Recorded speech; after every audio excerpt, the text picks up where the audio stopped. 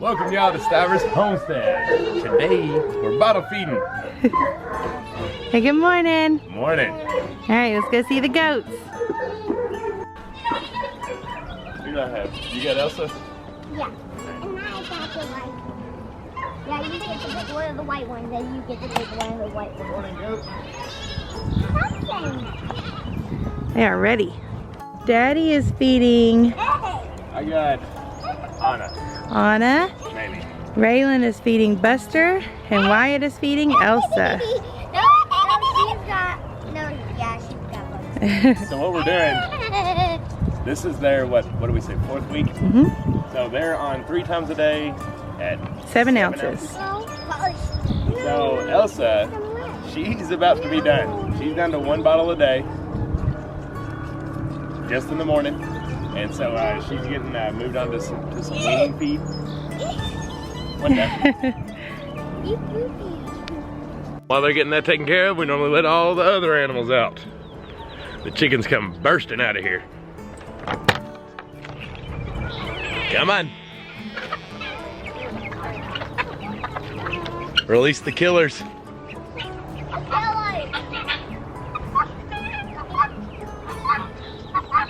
Got a few stragglers in here. And so what we do, okay, that's cool, dude. So what we do is we put their feet up. They're able to access it all day, but the goats aren't. And then we also put the goat food up because we just give them a little bit of treat at night, a tad bit of a snack in the morning, and then the rest of the day it is just hay and grass for them to eat, and then they'll get a treat at night. Okay, so a couple things that are going to be changing with these goats very soon is Charlie is going to be separated. Buster is going to be banded. She's got one jumping all over.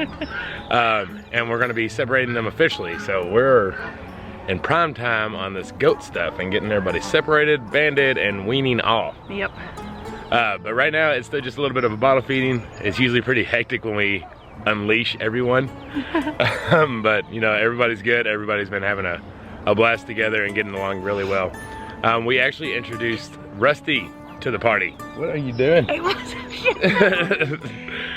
We actually introduced Rusty, our big dog, that you all have seen in our videos, to the clan last night. I had him on a leash, just letting them sniff him out, him sniffing them out, just trying to get him accustomed to it, and not barking all the time. So trying to just become friends again. And so we're gonna keep just kind of introducing him in here. When we have the kids, it's a little more difficult because they kind of raise the stress level a little. So we'll do it when they aren't with us on that aspect. But we just kind of wanted to show you all the goats and give you an update. We'll check in on them here and again in just a minute after we do a couple things. Yep. So now Zach's letting out the ducks. We got the mama out. We're gonna get her fella. She's stressed out until he gets there. Now they're happy. Here they come.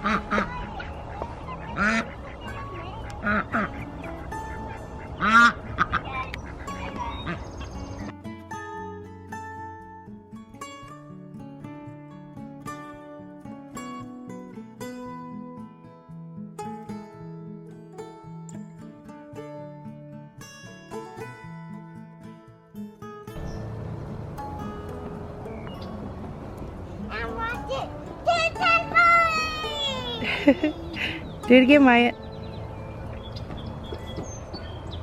Good job. Good job. What are you working on, Wyatt? School. Schoolwork? You learning the long E sound. All right. I'm done. Good job. Daddy and Ray Ray are out watering the garden.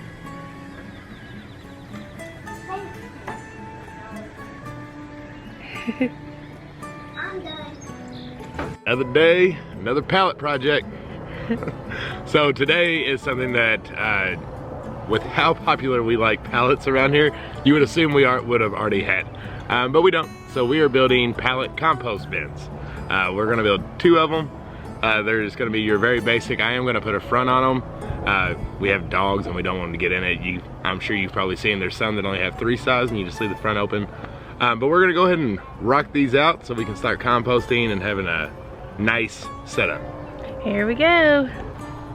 So first thing, when you're doing a pallet compost, you might be thinking in your head, well, what about all the hose? Won't all the compost just fall out? Well, I'm using some of my better pallets, which have very small holes. So we shouldn't have an issue with it. They shouldn't be bleeding out of the sides or anything like that, because your compost is gonna be thick. You know, it's not just gonna be loose, small things that are just falling out. If they do, I'll come back and cover them holes, but with these and being so tight, I don't think we're gonna have any issues of like using the big ones.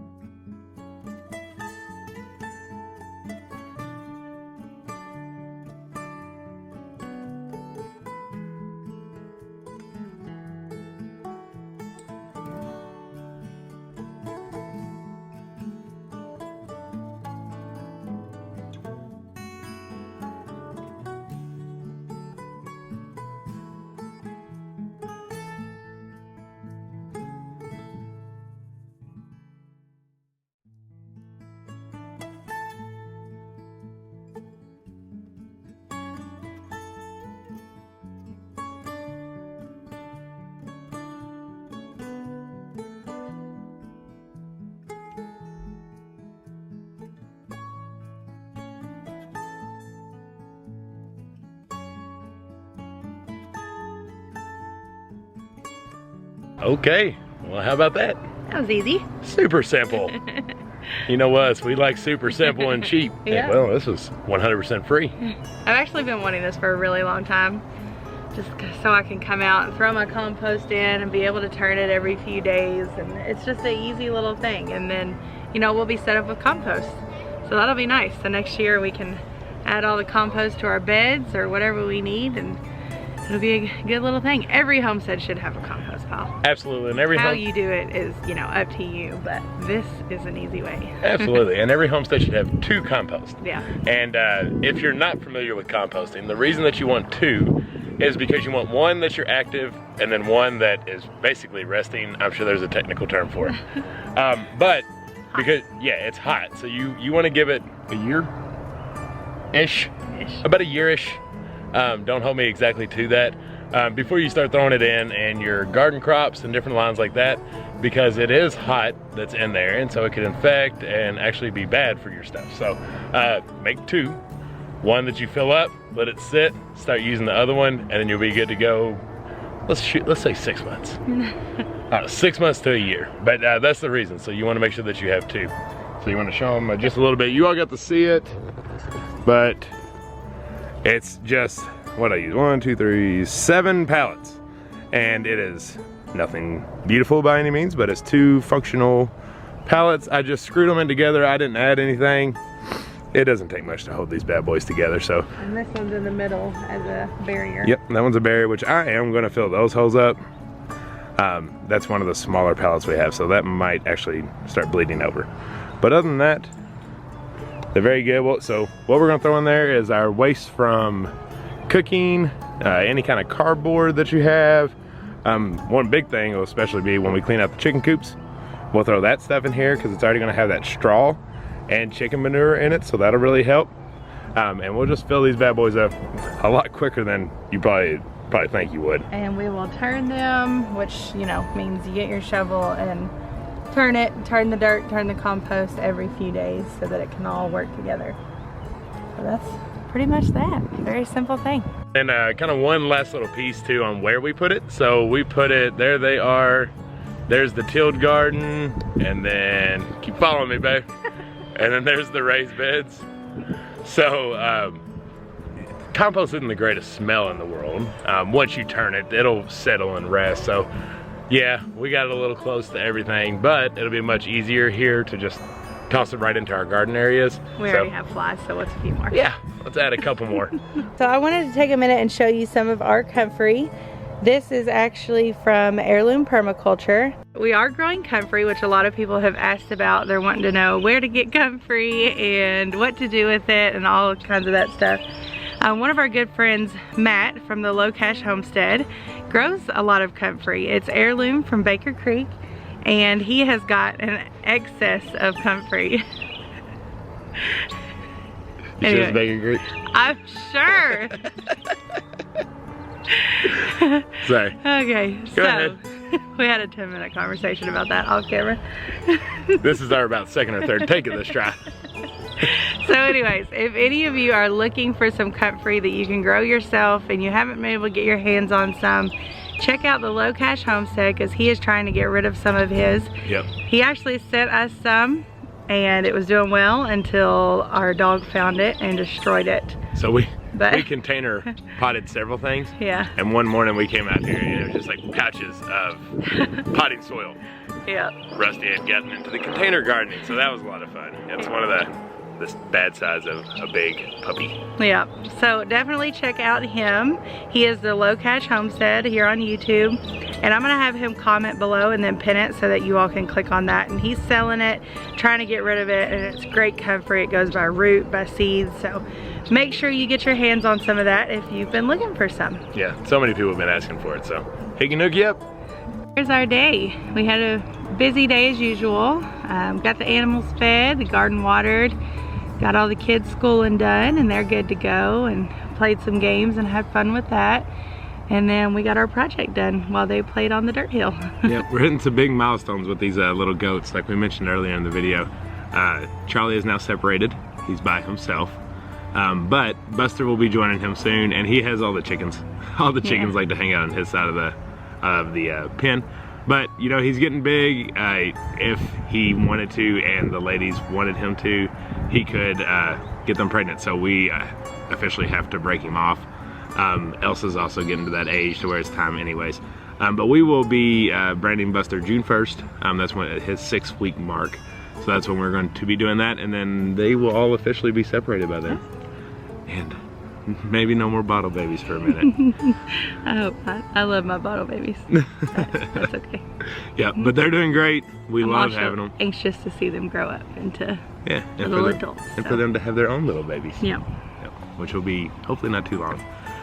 Elsa, we're pretty confident we'll probably be able to do it in the fall. In the fall, but Anna, she's a little younger, so we'll just monitor and check at that time and see if we want to do that.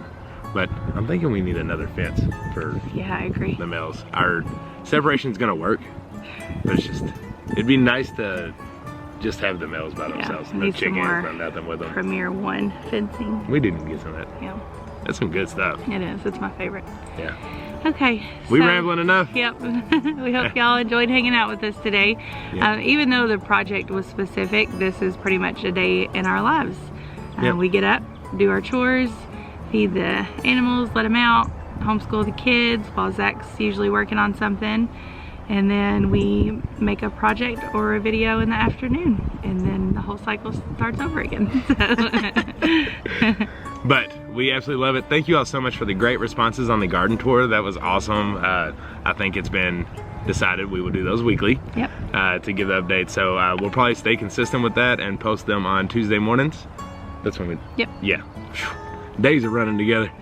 So yeah, we'll start posting those, I guess, on Tuesday mornings, and that'll be a lot of fun. We really enjoy doing them, so we won't try to give too much detail through the week, so it'll be a surprise. Yeah.